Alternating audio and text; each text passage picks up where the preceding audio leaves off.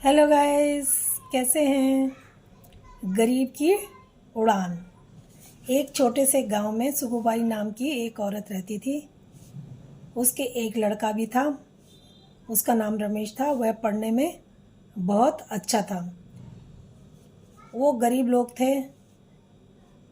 पिता की मृत्यु के बाद सुकुबाई पर सारी घर का भार आ गया और सारी जिम्मेदारी अब उसी की थी।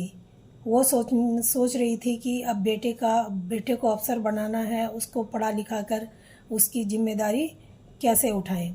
वो लोगों के घर में जाके साफ सफाई का काम करती और बर्तन मांजती। उसके साथ रमेश भी चला जाया करता था। वहाँ जाकर वो लोगों के घर में जो पेपर आता था उसको वो पढ़ता था।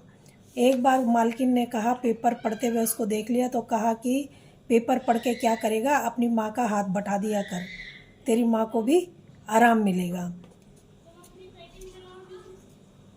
वो सुकुबाई अपने बेटे को लेके वहाँ से चली जाती है। उसको अच्छा नहीं लगता कि उसके बेटे को पढ़ने से टोक रही है। अब वो घर जाती है और शादी पार्टियों में खाना बनाने का काम लेती है। वहाँ वो रोटियां बनाने का काम शुरू करती है। अब जब वो सुबह 3 बजे उठती और बहुत सारी रोटियां बना के ले जाया करती। अब 3 बजे जब वो उठती थी तो उसी के साथ रमेश भी उठ जाया करता था और थोड़ी सी माँ की मदद कराने के बाद वो अपना पढ़ाई करा करता था। इसी तरीके से वो मेहनत पे लगा हुआ था। एक बार मकान मालिक आता है और कहता है कि बिजली का बिल बहुत ज़्यादा आ रहा है और तुम 3 बजे उठ जाते हो, लाइट जला लेते हो और तुम्हारी वजह से लाइट का बिल बहुत ज़्यादा आ रहा है। तो लड़का और ये कह के वो चला जाता है कि तुम्हें बिजली का ये पैसा भरना पड़ेगा। अब लड़का जो होता है रमेश, वो उठता है और लालटेन निकाल के लालटेन जलाता है, उसी में पढ़ाई करता है। उसकी माँ उसी लालटेन की रोशनी में रोटियां बनाने का काम करा करती थी।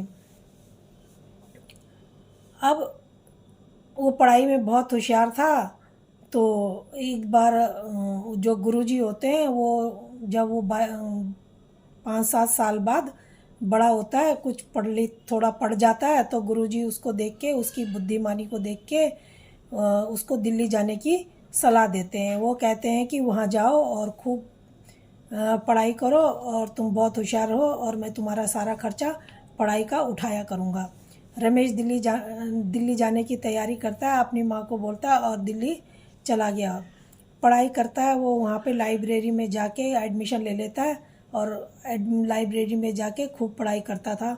सारा दिन लाइब्रेरी में 2-4 घंटे वो बैठ के पढ़ाई करता।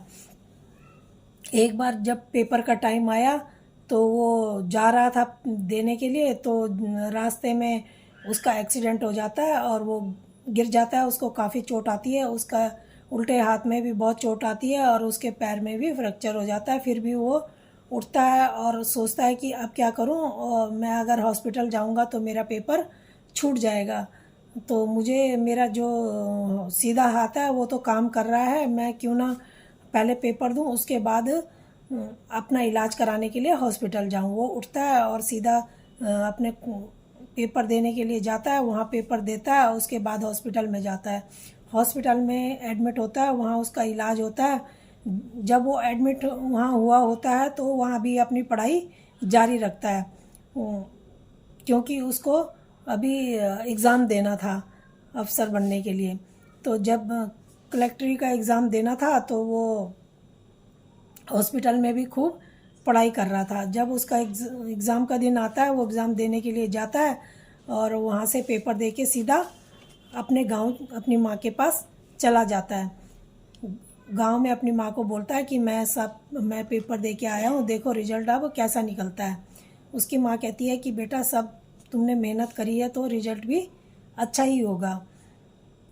अब रिजल्ट का दिन आता है, उसकी माँ उसको पेपर खरीद के देती है और रिजल्ट देखने को कहती है। वो देखता है अखबार में तो वो पास हो गया था। तो वो ज़ोर से जब अपना रिजल्ट देखता है, ज़ोर से चिल्लाता है। तो उसकी माँ आती है, कहते हैं मम्मा, माँ मैं पास हो गया, माँ मैं पास हो गया। और उसकी माँ और उसके खुशी के आंसू निकल जाते हैं।